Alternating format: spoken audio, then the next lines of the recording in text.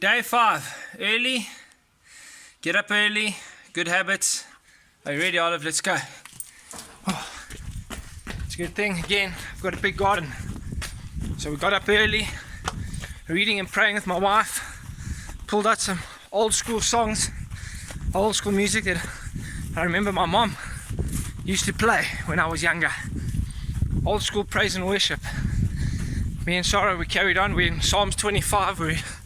We do about 5 chapters a day that we go through, we highlight, we pray, we call the boys out.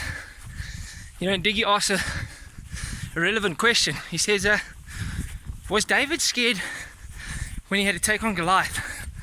And funny enough, me and Saul were reading a psalm that was saying, though an army besiege me, my heart will not fear. And we're speaking about, you know,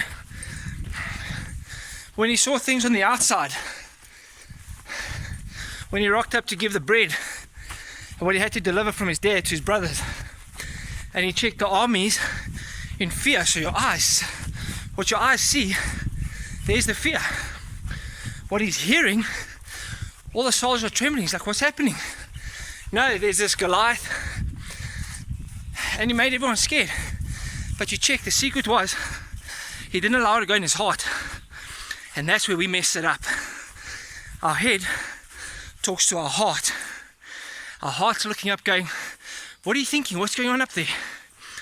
And then when we give it the fear and it sinks in, especially what's happening now, and when our heart's in fear, and I said to my wife and my boys, I know when I'm in fear, I get heart palpitations, anxiety, I wake up in a cold sweat.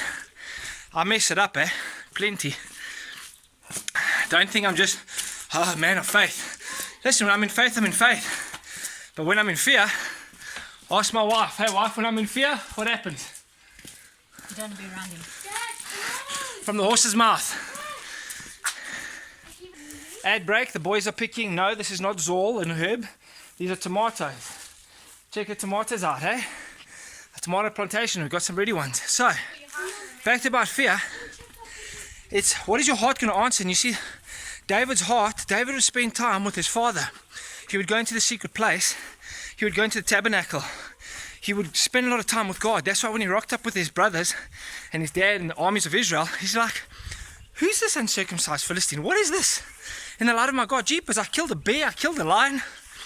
You know, Diggy asked me, he says, do you think David was scared with the lion and with the bear? And I said, well, think about it. And his head was like, oh, jeepers, that's a lion, that's a bear. But his heart turned around and said, my God.